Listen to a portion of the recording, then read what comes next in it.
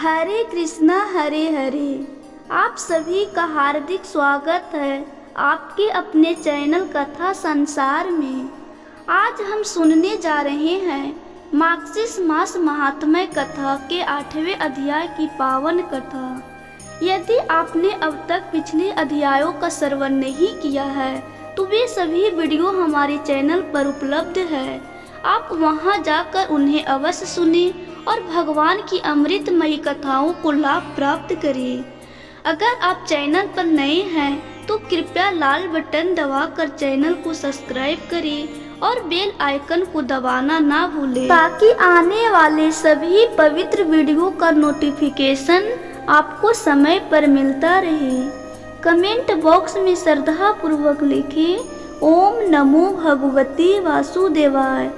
तो आइए अब आरंभ करते हैं मार्गशीर्ष मास महात्म्य कथा के 8वें अध्याय का पवित्र श्रवण। तो प्रेम से बोलिए भगवान विष्णु की जय हो, माता लक्ष्मी की जय हो, भगवान श्री कृष्ण की जय हो, सर्व देवी देवताओं की जय हो।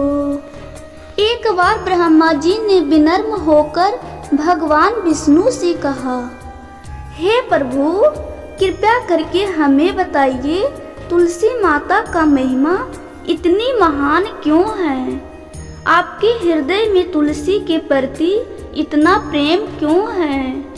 भगवान विष्णु मुस्कुराए और बोले, हे ब्रह्मा जी, मणि सोने या मोती के बने फूल भी तुलसी के एक पत्ते के समान नहीं है। जो भक्त तुलसी की मंजरी या पत्तों से मेरी पूजा करता है वह जन्म मरण के चक्र से मुक्त होकर मोक्ष प्राप्त करता है। जो व्यक्ति तुलसी का पौधा लगाता है और उसके पत्तों से मेरी आराधना करता है वह स्वर्ग में और मेरे धाम में आनंद पाता है। हे ब्रह्मा जी, जिसने एक बार भी साफ और सुगंधित तुलसी पत्र से मेरा पूजन किया उस क्षण यमराज भी उसके सारे पाप मिटा देते हैं। पर जो व्यक्ति एकादशी या किसी पवित्र दिन पर पूजा में तुलसी नहीं रखता है उसका जीवन व्यर्थ है। उसे ना सुख मिलता है, ना धन, ना संतान का आशीर्वाद। जो मार्गशीर्ष महीने में मेरी मूर्ति को तुलसी पत्र से पूजा करता है उसके दर्शन मात्र से ही ब्रह्म हत्या जैसे पाप नष्ट हो जाते हैं। जो भक्त हर दिन तुलसी पत्र से मेरी पूजा करता है उसके बड़े बड़े पाप भी भस्म हो जाते हैं।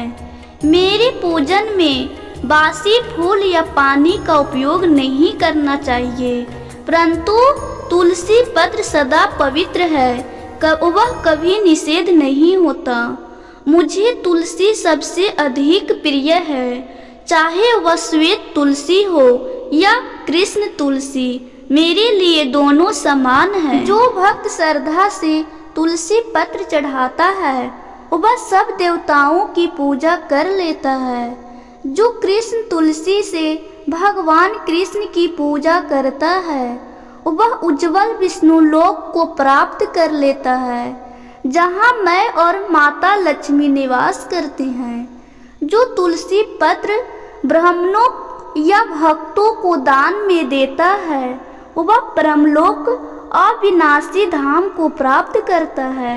ऐसा व्यक्ति जब शरीर त्यागता है तो वैष्णव लोक में जाता है।